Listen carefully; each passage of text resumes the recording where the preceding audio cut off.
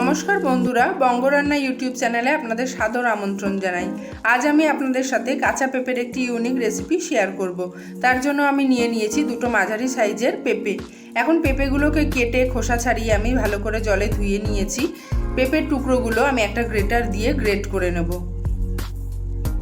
Great করে নেওয়া হয়ে গেছে।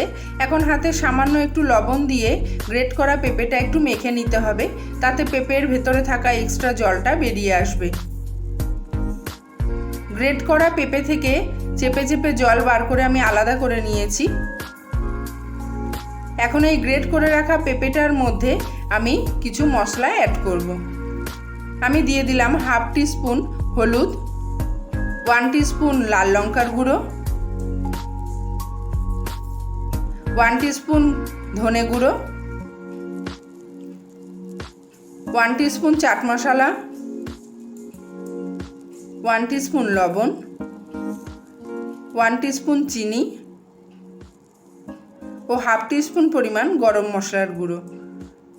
সাথে অ্যাড করে দেব 3 টেবিল স্পুন পরিমাণ বেসন। সব কিছু দিয়ে খুব ভালো করে মেখে নিতে হবে।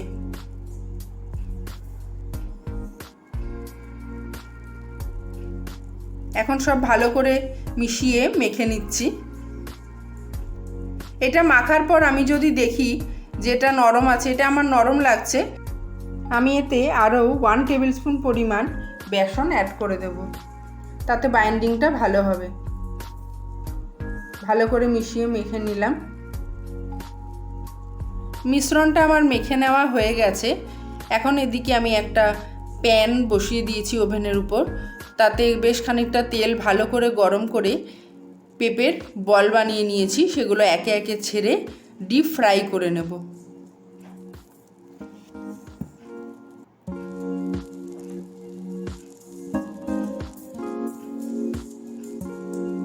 সব বলগুলো ছেড়ে দিয়েছি। এখন একটু সময় ধরে উল্টিয়ে পাল্টিয়ে লাল করে ভেজে নিতে হবে। আমার বলগুলো ভেজে নেওয়া হয়ে গেছে। এরকম ডিপ লাল করে করে ভেজে নিতে হবে।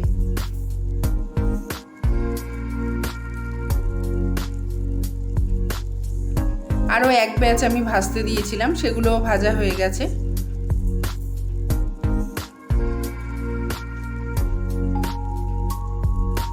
সেকেন্ড ব্যাচের বলগুলো আমি ভেজে তুলে নিচ্ছি।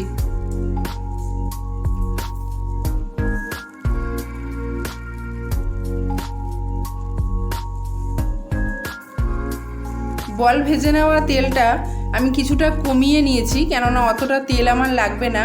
এখন সেই তেলেই আমি একটা তেজপাতা, কিছুটা গোটা জিরে ও কিছুটা গোটা গরম মশলা ফোড়ন দিয়ে দিয়েছি। ফোড়ন থেকে একটু ভালো গন্ধ বের হলে আমি একটা মিডিয়াম সাইজের পেঁয়াজ গ্রেট করে রেখেছিলাম, সেটা অ্যাড করে দিলাম। পেঁয়াজটা একটু 1-2 মিনিট সময় ধরে ভেজে নেব।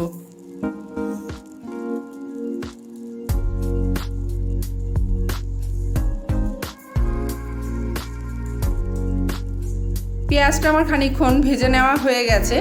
এখন আমি এতে অ্যাড করে দেব টমেটো পিউরি।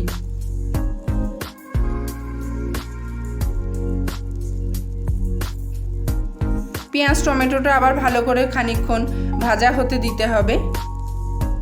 এই পর্যায়ে আমি অ্যাড করে দেব 1 টেবিল স্পুন পরিমাণ আদা রসুনের পেস্ট।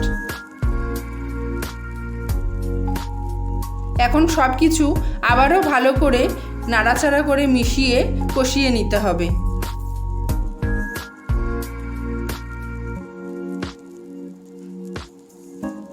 একটু সময় ধরে ভেজে যখন ভালো গন্ধ বের হবে, তখন আমি এতে কিছু মশলা অ্যাড করব। দিয়ে দিলাম হাফ টেবিল স্পুন পরিমাণ হলুদ গুঁড়ো, 1 টেবিল স্পুন জিরে গুঁড়ো,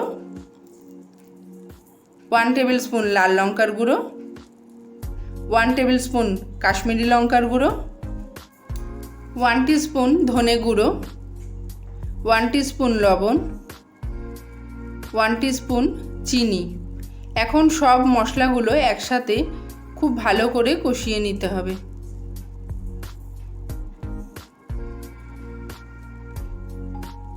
মশলা ভালো করে কষানো না হলে কোনো রান্নাই ভালো লাগে না।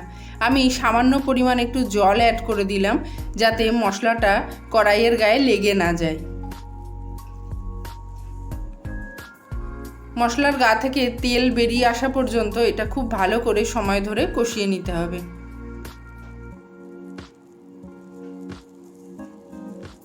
মশলার গা থেকে তেল বেরিয়ে এসছে। এখন আমি এতে 2 টেবিল স্পুন পরিমাণ টক দই অ্যাড করে দিলাম।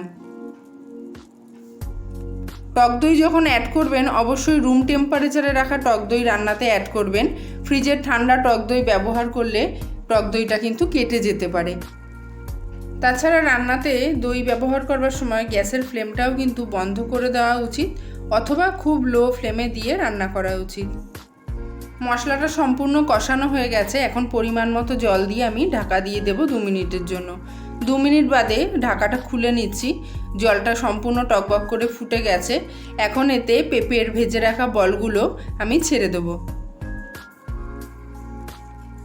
সবকটা বল ছেড়ে দেওয়ার পর একটু ভালো করে গ্রেভিটার সাথে নেড়েচেড়ে মিশিয়ে দিতে হবে।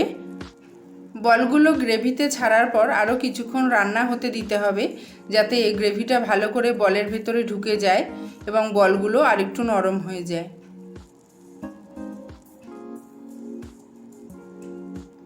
আমি এখানে ঢাকা দিয়ে দিলাম।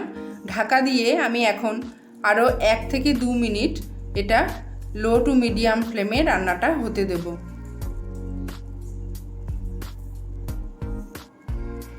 ঢাকাটা আমি খুলে নিলাম। এখন দেখুন গ্রেভিটা কিছুটা কমে গিয়েছে আর বলগুলো বেশ দেখতে ভালো লাগছে, নরম হয়ে গেছে। এই পর্যায়ে আমি অ্যাড করে দিলাম 1/2 টিস্পুন পরিমাণ গরম মশলার গুঁড়ো। পেঁপের এই ইউনিক রেসিপিটি কিন্তু আমার একদম তৈরি হয়ে গেছে।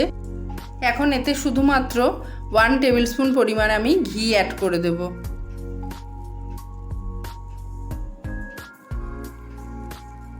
খুবই ভালো লাগবে পেঁপের এই পদটি খেতে।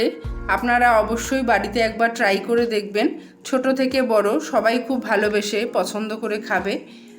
আর আমার আজকের এই রেসিপির ভিডিওটি যদি আপনাদের ভালো লেগে থাকে, আপনারা প্লিজ লাইক করবেন আর কেমন হলো সেটা কমেন্ট করে জানাতে ভুলবেন না।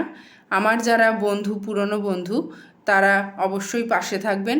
আর নতুন ভিউয়ার্সদের রিকোয়েস্ট করছি চ্যানেলটা প্লিজ সাবস্ক্রাইব করে পাশে থাকবেন। সকলে ভালো থাকবেন। নমস্কার।